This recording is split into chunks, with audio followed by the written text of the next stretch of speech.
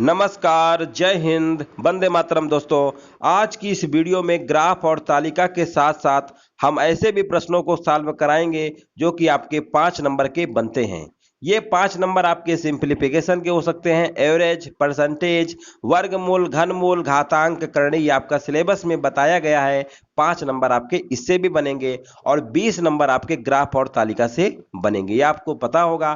तो दोस्तों आज हम इस वीडियो में 5 प्रश्न जो आएंगे आपके अर्थमेटिक से, आप कह सकते हैं ग्राफ तालिका को छोड़कर, तो उनमें से आज हमने घातांक, करणी, वर्गमूल के कुछ सवाल लिए हुए हैं। यहीं से पहले स्टार्ट करते हैं, इसके बाद आपको ग्राफ और तालिका के प्रश्न देखने को मिलेंगे। चलिए दोस्तों, सभी को एक बार मेरा फिर से नमस्कार। चलिए दोस्तों, क्वेश्चन नंबर पहला आपकी स्क्रीन पर दिख रहा होगा और इसका आंसर देने की कोशिश करिए। लिखा हुआ है √72 फिर प्लस √72 फिर प्लस √72 का मान क्या होगा। बहुत ही सिंपल प्रश्न है दोस्तों, इसका आंसर बताइए क्या होगा। अब देखिए 72 फिर अंडर रूट के अंदर है, फिर अंडर रूट के अंदर है और इसका मान पूछा गया है क्या होगा। तो देखिए इसका सीधे से आपको जवाब देना है। ये जो 72 लिखा हुआ है ना, इसके हम ऐसे दो फैक्टर करेंगे जिनमें से डिफरेंस 1 का होना चाहिए। डिफरेंस का मतलब अंतर 1 का होना चाहिए और गुणा करने पर 72 आना चाहिए। तो आप कहेंगे 9 × 8 72 होता है, लेकिन यहाँ सीरीज हमारी प्लस की चल रही है। जब सीरीज प्लस की चलेगी तो बड़ा वाला नंबर जो होगा वही उसका राइट आंसर होगा, जो कि ए नंबर होगा। बिल्कुल सही जवाब आ रहा है, ऑप्शन नंबर ए इसका राइट आंसर हो जाएगा। अब यहाँ पर अगर हम माइनस लगा देते, मान लो यहाँ पर अगर माइनस लगा दिए होते, तब इसका आंसर क्या होगा। तो माइनस वाले में वही प्रोसेस होगा जैसे इसमें किया है। माइनस वाले में जो छोटा वाला नंबर आएगा वो उसका राइट आंसर हो जाएगा। याद रखिएगा, प्लस की सीरीज में बड़ा नंबर लेते हैं और माइनस की सीरीज में छोटा नंबर लेते हैं। ठीक है ना। उम्मीद है दोस्तों आपको ये चीज समझ में आ गई होगी। चलिए हम आगे बढ़ते हैं। क्वेश्चन नंबर दूसरा, यहाँ पर देखिए, यहाँ पर पूछा गया है यदि m बराबर √5 प्लस √5 प्लस √5 डैश डैश, ये सीरीज अनंत तक जा रही है और इसके बाद लिखा हुआ है और n बराबर √5 minus √5 minus √5 minus dash dash dash dash चल रहा है। अब पूछा गया है m और n के बीच निम्नलिखित में से क्या संबंध हो सकता है। बहुत ही बेहतरीन सवाल है दोस्तों, कई बार परीक्षाओं में पूछा भी जा चुका है। चलिए जवाब दीजिए, इस प्रश्न का आंसर क्या होगा। देखिए दोस्तों, अभी हमने आपको एग्जाम्पल के तौर पे बताया था, जब सीरीज हमारी प्लस में यानी 72 प्लस √72 इस तरीके का बताया था कि नहीं बताया था। इसी से आपको कॉन्सेप्ट पहले हम समझा देते हैं और ये सीरीज हमारी चलेगी। अगर यही सीरीज अगर हमारी माइनस में रहती थी, 72 माइनस √72 फिर इस तरीके चलती थी, तो हमने कहा कि जब प्लस वाली सीरीज होती है गुणनखंड तो 9 × 8 ही आएगा। याद रखिएगा। तो यहाँ पर देखिए प्लस वाली सीरीज में आंसर 9 होता है, माइनस वाली सीरीज में आंसर 8 होता है। ठीक है ना। तो वही नंबर तो यहाँ पर लिखा हुआ है 5 5 लिखा हुआ है। 5 5 एक बार माइनस में है, एक बार प्लस में है। जैसे देखो यहाँ पर 9 आंसर आया था ना, आपको समझाने के लिए बता रहे हैं। कंसंट्रेशन दोस्तों बहुत जरूरी है मैथ में। अगर आप कंसंट्रेट लेकर समझेंगे ना तो आपको बेहतर तरीके समझ में आएगा। देखो यहाँ पर प्लस वाले में 9 आंसर आया, माइनस वाले में 8 आया। अगर हम कहें प्लस वाली सीरीज और माइनस वाली सीरीज का अगर अंतर ले लें तो आप कहेंगे 9 में 8 घटाएंगे तो 1 आएगा। इसका मतलब ये सीरीज हमारी प्लस की है, ये सीरीज हमारी माइनस की है। दोनों का डिफरेंस जो होगा हमेशा हमेशा 1 आता है, यानी m माइनस एन बराबर 1 आएगा। तो आप कहेंगे m माइनस एन बराबर 1 कहाँ पर लिखा हुआ है, तो आप कहेंगे ऑप्शन नंबर डी लिखा हुआ है m माइनस एन माइनस 1, यानी इसी नंबर को इधर ले आए हैं लेफ्ट साइड, तो कोई गुना थोड़ा कर दिए हैं। हम समझ जाएंगे और ऑप्शन नंबर डी को राइट करके आगे बढ़ जाएंगे। उम्मीद है दोस्तों ये चीज आपको समझ में आ गई होगी। आगे बढ़ते हैं। क्वेश्चन नंबर तीसरा, यहाँ पर लिखा हुआ यदि √7 फिर √7 फिर √7 फिर √7, ये डैश डैश चल रहा है, यानी ये सीरीज अनंत तक जा रही है और इसके आगे लिखा हुआ है 343 की पावर y-1। घबराना नहीं है, इस सवाल को भी यह लगा के दिखाना है। तो पूछा गया y किसके बराबर होगा। बढ़िया सवाल है। चलिए लगाने की कोशिश करिए और ट्राई करिए, इसका आंसर बताइए क्या होगा।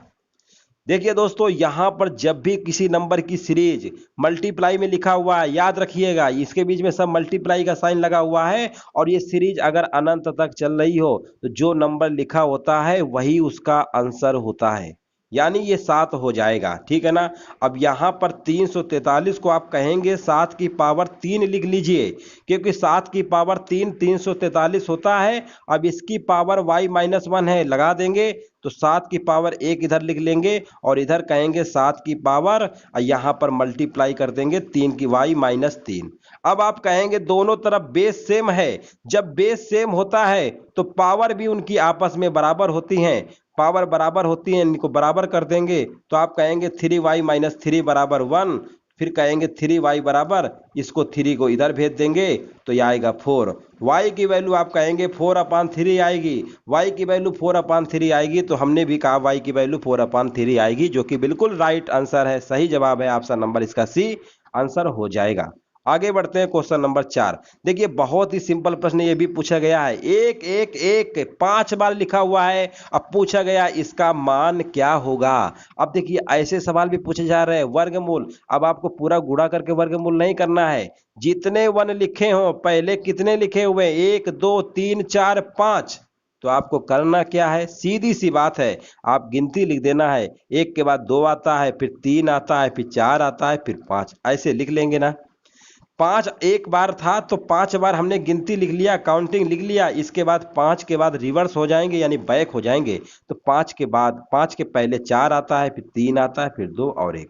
इस तरीके से आप कर देंगे। जितने भी 1 लिखे होंगे, यहाँ 6 बार लिखा होता तो फिर हम चलते 1 2 3 4 5 6, इसके बाद आता 5 4 3 2 1। उम्मीद है दोस्तों ये बात आपको समझ में आ गई होगी। तो इसका सही जवाब बताइए क्या होगा, ऑप्शन नंबर सी होगा राइट आंसर। उम्मीद है ये भी आपको समझ गए होंगे। आगे बढ़ते हैं। यहाँ पर देखिए घनमूल के सवाल आपके सिलेबस में दिया है, आप देख लीजिएगा। घनमूल के भी सवाल पूछे जाएंगे तो इन्हें कैसे लगाना है। अब देखिए घनमूल को कैसे लगाना है, कैसे लगाएंगे, ट्रिक से समझ लीजिए। देखो दोस्तों, सबसे पहले घनमूल निकालने का आपको हम कॉन्सेप्ट बता रहे हैं, ट्रिक बता रहे हैं। इस ट्रिक का फॉलो करेंगे आपका सवाल कभी गलत नहीं होगा। सबसे पहले आपको लास्ट के 3 अंक लेना है, 3 अंक।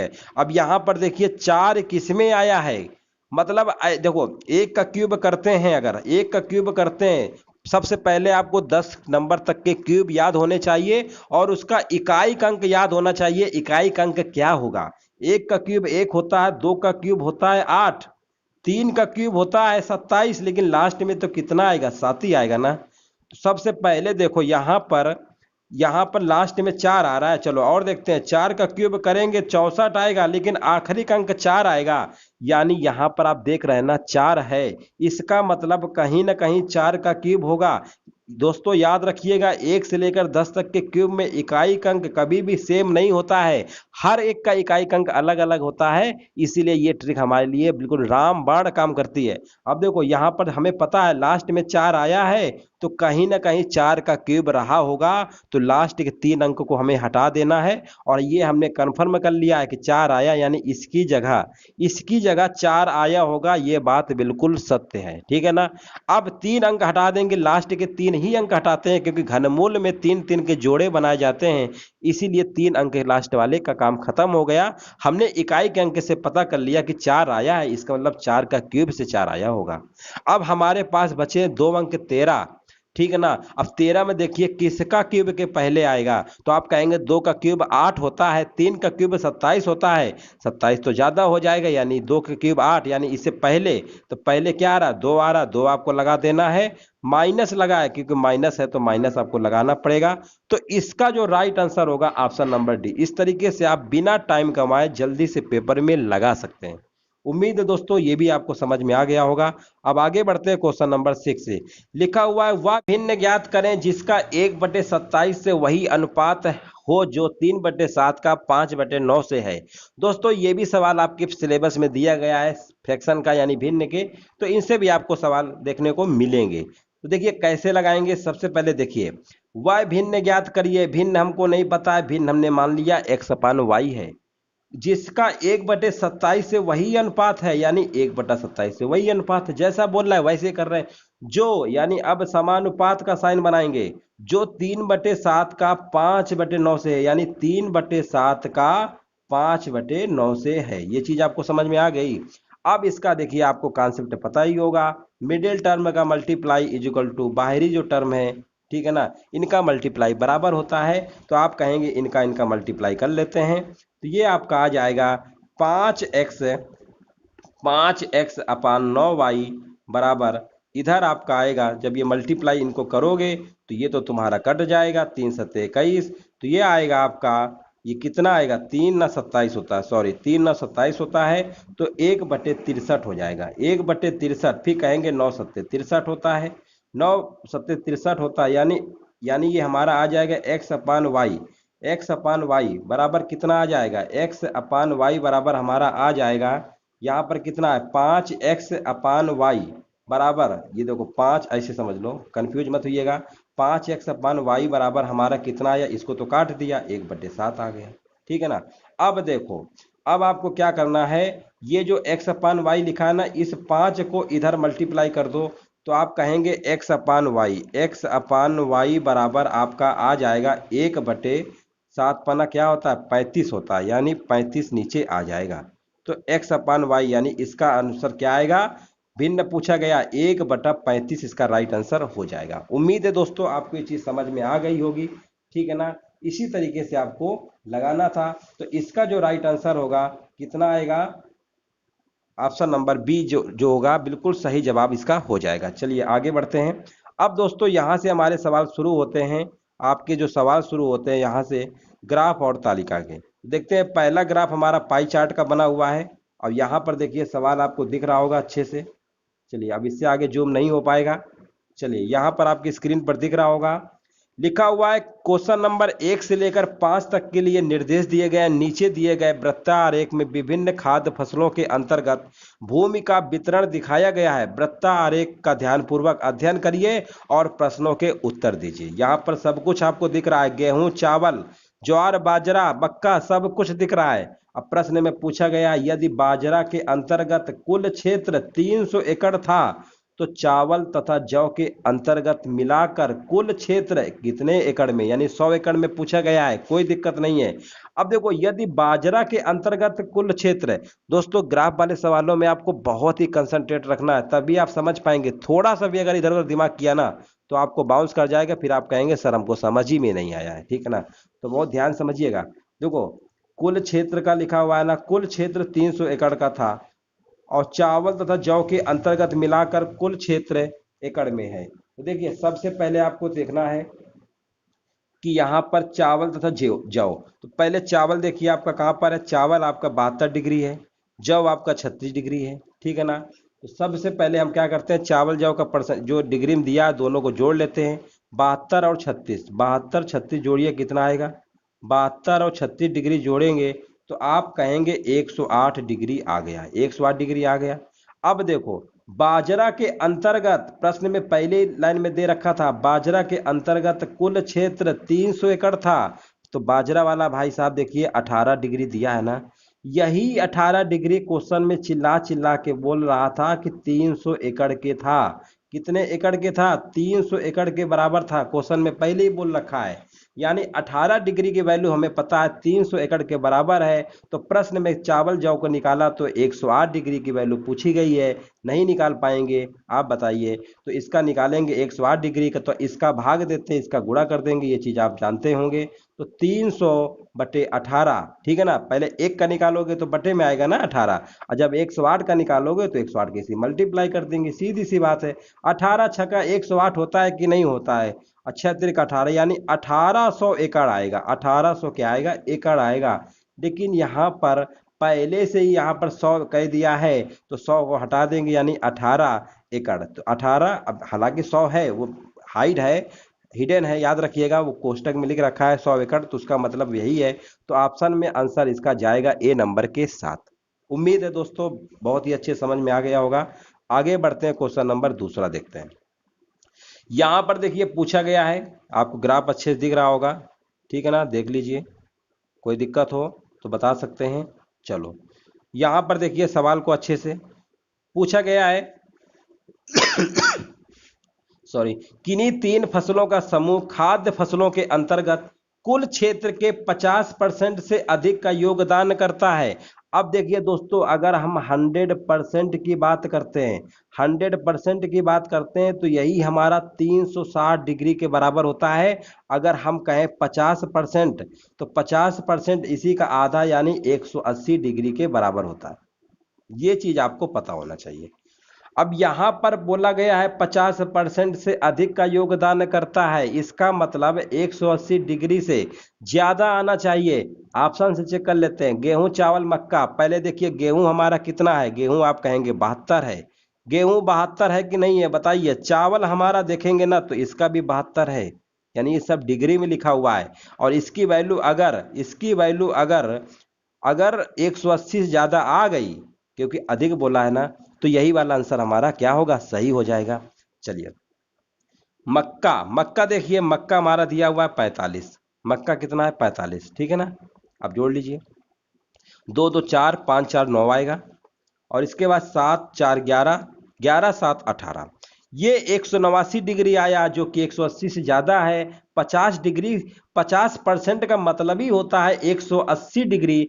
180 डिग्री कहिए या 50% कहिए, और 180 यानी 50% से अधिक, अधिक का मतलब हुआ 180 डिग्री से ज्यादा।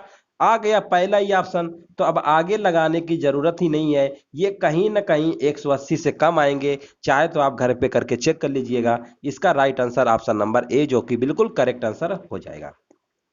आगे बढ़ते हैं दोस्तों, आपको बस इतना से समझ गए ना चार्ट में, तो फिर आपका सवाल कभी गलत नहीं होगा, ठीक है ना। बस यही तो समझना है, बहुत आसान होते हैं, बस फिगर देख के घबराना नहीं है। चावल और जौ के लिए प्रयुक्त भूमि का अनुपात, देखिए कितना सिंपल पूछ लिया है। चावल का भैया 72 डिग्री दिया हुआ है, और जौ का दिया हुआ है 36 डिग्री। 72 डिग्री 36 डिग्री का रेशियो काटेंगे तो 36 दूनी 72 होता है, 36 से कम 36। बताओ, इससे सिंपल सवाल क्या कुछ हो सकता है, बताइए।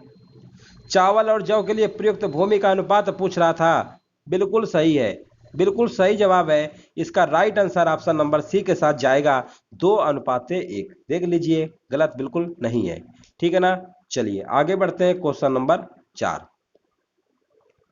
क्वेश्चन नंबर 4 देखिए क्या कहना चाह रहे हैं, थोड़ा सा और आपको जूम करके दिखा दे रहे हैं, नहीं बाद में फिर कुछ लोग कहेंगे सर जी जूम कर दीजिए। अब देखिए डीआई पढ़ा रहे हैं, क्वेश्चंस बहुत बड़े होते हैं, कितना बड़ा जूम कर दें। अभी जूम कर देंगे तो फिर आपको दिखेगा भी नहीं, है ना। थोड़ा सा आप कॉपरेट करिए, ऐसा नहीं है कि दिखेगा नहीं, थोड़ा सा आप ध्यान से देखिए, वैसे हम सब पढ़ के बता ही देते हैं। यदि चावल के लिए परिरक्षित भूमि का 10%, गेहूं और जौ को 2:1 के अनुपात में बांट दिया जाता है, तो नए वृत्तारेख में गेहूं का संगत कोण कितना होगा। अब देखिए यहां पर लिखा हुआ है साफ साफ, चावल के परिचित भूमि का 10%, तो सबसे पहले हम चावल का निकाल लेते हैं 10%। तो हम आपसे कहेंगे 72 डिग्री चावल का है, इसी का 10% निकालेंगे तो 10% कितना होता है, 10/100 होता है। जीरो से जीरो कट गया, यानी आप कहेंगे 7.2 डिग्री आएगा, 7.2 डिग्री आ गया। अब आगे देखिए लिखा हुआ है, गेहूं और जौ को 2:1 के अनुपात में 10 भूमि का 10%, गेहूं और जौ को 2:1 के अनुपात में, देखिए गेहूं और जौ को 2:1 अनुपात में बांट दिया जाता है। तो नए वृत्तारेख में गेहूं का ही पूछा है ना, तो कोई दिक्कत नहीं है। ये जो आपने 7.2 डिग्री निकाला है, इसी का अब हमें इसी का अब हमें गेहूं का निकालना है ना। अनुपात दिया हुआ है गेहूं जौ का, तो गेहूं वाले को पकड़ेंगे 2, और टोटल इन दोनों का नीचे लिखा जाता है, 2 और 1 3, इतना तो आप जानते ही हैं। काट लीजिए, 3 दूनी 6, 3 चौको 12, आप कहेंगे 24 दूनी 48, यानी 4.8 डिग्री आ गए। कुल मिला के इतना जो ताम झाम करवाए हैं, चावल का 10% निकलवा रहे हैं, फिर इसका 2 भागों में बांट रहे थे, तो ओवरऑल हमारा 4.8 डिग्री आ गया, ठीक है ना। तो पूछा गया है नया संगत कोण, तो भैया पहले गेहूं का तो 72 डिग्री था ना टोटल, अब 4.8 ओवरऑल हमने सॉल्व किया बांटने आटने के बाद, तो इसी में इसको जोड़ देंगे। नया पूछा है ना, तो पहले इतना था, इतना बढ़ाया, ये सब किया 10%, फिर इसमें बांटा गया, तो इसी में इसको जोड़ देंगे। तो 72 4 कितना होता है, इसको इसमें से जोड़ देंगे, तो 72 4 कितना होता है, 72 4 होता है 76। 76.8 डिग्री कहाँ पे लिखा हुआ है, आप कहेंगे ऑप्शन नंबर बी होगा, ठीक है ना। तो बिल्कुल सही जवाब है ऑप्शन नंबर बी, जो इसका राइट आंसर हो जाएगा। इस तरीके से आपको लगाना था। आगे बढ़ते हैं क्वेश्चन नंबर 5। यहां पर देखिए लिखा हुआ, यदि चावल की उपज ज्वार की उपज से 5 गुना हो जाए और ज्वार की उपज बाजरा की उपज से 2 गुना हो जाए तो चावल तथा बाजरा की प्रति एकड़ उपलब्धि के बीच अनुपात पूछा गया है, ठीक है ना। देखिए कैसे लगाएंगे, अच्छे से आपको दिख गया होगा। चलिए सबसे पहले देखो कैसे लगाते हैं। चावल की उपज ज्वार की उपज से, पहले देखो यहां पर हम रेशियो बना लेते हैं। चावल की बात हो रही है, ज्वार की बात हो रही है, और किसकी बात हो रही है, बाजरा की बात हो रही है। ये तीनों चीजें आप लिख लेंगे, कोई दिक्कत नहीं होगी किसी को लिखने में, यहाँ पे कोई परेशानी भी नहीं होगी। अब जैसे बोला है वैसे करेंगे। चावल की उपज ज्वार की उपज, यानी ज्वार की उपज अगर हम मान लें 2 है, इसका 5 गुना कितना होगा, आप कहेंगे 10 होगा। इसके बाद देखिए लिखा हुआ बाजरा की उपज से दुगुना है, कौन है, ज्वार, यानी ये 1 होगा, तो इसका दुगुना 2 हो गया। अब आपने रेशियो बना लिया ना, इतना तो आपने कर लिया। अब लिखा है चावल तथा बाजरा की प्रति एकड़ उपलब्धि के बीच। अब देखिए चावल बाजरा पूछा है, यानी ये वाला पूछा है, ये वाला पूछा है। प्रति एकड़, एकड़ वाला यही पार्ट में दिया था ना जमीन का, तो चावल में कितना था 72 डिग्री, तो यहाँ पर बटे में क्या लिख देंगे, 72 लिख देंगे, ठीक है ना। यानी ये हमारा आ जाएगा, थोड़ा सा साफ साफ लिख देते हैं, समझ गए होंगे। चलो 10/72 आ जाएगा ये वाला, ठीक है ना। और इसमें देखिए ये बाजरा में कितना दिया हुआ है 18 डिग्री, यानी 1/18, ये आ जाएगा 1/18। इसी को आपको सॉल्व कर लेना है, तो यहाँ पर अनुपात आपका निकल आएगा। तो देखिए सॉल्व कर लेते हैं। 18 कम 18, 18 चौको 72 होता है, 2 पंचे 10 होता है, और 2 दूनी 4 होता है। अब आप कहेंगे रेशियो जो इनके बीच में आया है 5:2 आया है, तो 5:2 ऑप्शन नंबर ए जो है इसका राइट आंसर हो जाएगा। तो इस तरीके से पहले आपको रेशियो बना लेना है, फिर जितना इनका एकड़ का पार्ट दिया हुआ था उसे डिवाइड करा देंगे। चावल बाजरा में पूछा था तो इसलिए हमने 72 से डिवाइड किया, चावल में बाजरा का दिया हुआ था 18 डिग्री, दोनों का काटा पीटी कर लेंगे तो आपका आंसर निकल आएगा 5:2। दोस्तों ये हमारा इस तरीके से एक ग्राफ का कंप्लीट हो गया। अब हमारे जो सारणिक में सिलेबस में आपके 2 प्रश्न आने हैं, उनमें से एक प्रश्न आज हम कराने वाले हैं, जिसमें से आपके 10 नंबर पक्के हो जाते हैं। 5-5 नंबर के 2 प्रश्न आपके सारणी से भी बनेंगे। चलिए यहाँ पर देखते हैं क्वेश्चन नंबर 882 से लेकर 886 तक के निर्देश दिए गए हैं। चलिए यहाँ पर निर्देश को छोड़िए और यहाँ पर हजारों में दिया है, हमें मेन फोकस करना है क्वेश्चन पे, ठीक है ना। चलो और जूम कर दें, अब कितना जूम कर दें, चलो अब जूम नहीं हो पाएगा, मजबूरी है हमारी भी। चलो इतने में आपकी चार्ट वगैरह सब दिख ही रहा, इतने में ही अपना काम हो जाएगा, ठीक है ना। किस वर्ष में सभी फैक्ट्रियों के स्कूटरों का उत्पादन 1985 और 89 की समयावधि में हुए औसत वार्षिक उत्पादन के बराबर था। अब देखिए, तो सबसे पहले आपको करना क्या है, 1985 से लेकर 1989 तक टोटल, अच्छा दिया तो है, ये उत्पादन दिया है ना, तो ऐसा करते हैं सबसे पहले इनको जोड़ लेते हैं, और औसत तो पूछा गया है उत्पादन के बराबर था, सबको जोड़ लो तेजी से। 8 5 13, 13 9 22 होता है, 22 2 24, 1 25 होता है। हासिल के लगे 2 4, अब 5 2 7, ठीक है ना। अब यहाँ पर आएगा 1 1 2 3 4 5, यानी टोटल हमारा आया 575। अब आप कहेंगे इसमें से 5 से भाग कर दीजिए, 5 से भाग कर देंगे तो कितना आएगा, औसत है ना, 5 1 कम 5, 5 1 कम 5, 5 25, 115 आया। तो 115 कहाँ पे था, आप कहेंगे तो 1985 में था, तो 1985 में मार दीजिए, आपका आंसर निकल आया। सवाल को एक बार फिर समझ लीजिए। सवाल में बोला था सभी फैक्ट्रियों के स्कूटरों का उत्पादन 1985 से 89 की समयावधि में हुए औसत वार्षिक उत्पादन के बराबर था, यानी ये कहना ये चाह रहे थे कि 1985 से 89 तक जितना टोटल उत्पादन हुआ है ना, उनका औसत निकालिए और देखिए कितना आया और किसके उत्पादन के बराबर है, तो आप कहेंगे 1985 के बराबर ही तो है। 1985 में टोटल उत्पादन 115 ही तो हो रहा था, बस आंसर आपका निकल आया। आगे बढ़ते हैं क्वेश्चन नंबर, अगला सवाल देखते हैं। यहाँ पे हमारा सवाल नंबर है 883 नंबर है। यहाँ पर देखिए पूछा गया वर्ष 1988 की तुलना में किस फैक्ट्रियों ने वर्ष 1989 में स्कूटरों के उत्पादन में 25% की कमी प्रदर्शित की है। अब देखिए दोस्तों इसको कैसे लगाएंगे, इनको हम ऑप्शन से लगाएंगे, ऑप्शन से उड़ा देंगे, ऑप्शन का सहारा लेना पड़ेगा ऐसे सवालों में। सबसे पहले ऑप्शन नंबर पी को देखिए, पी 1988 की तुलना में, इसका मतलब यही हुआ 1988 89 89 की 88 की तुलना करानी है 88 से, और 1989 में कह रहा है।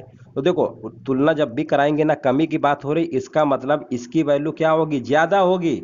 1988 की क्या होगी, ज्यादा होगी, और इसकी क्या होगी, कम होगी। इसकी वैल्यू कम होगी, इसकी वैल्यू ज्यादा होगी, तभी तुलना करोगे।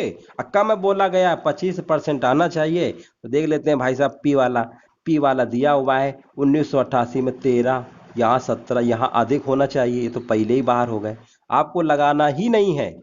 एस वाला देखिए, हमने आपसे क्या बताया, तालिका ग्राफ बहुत आसान होते हैं लेकिन कंसंट्रेशन बहुत जरूरी है। अब सवाल देख के घबरा जाओगे तो फिर कैसे काम चलेगा। एस वाला देखिए, एस वाला आप कहेंगे अरे ये भी कम लिखा है, अधिक लिखा है, ये भी चले गए। अब बात आती है क्यू की, क्यू तो अधिक लिखा है, बिल्कुल सही है, और ये लिखा हुआ है 15।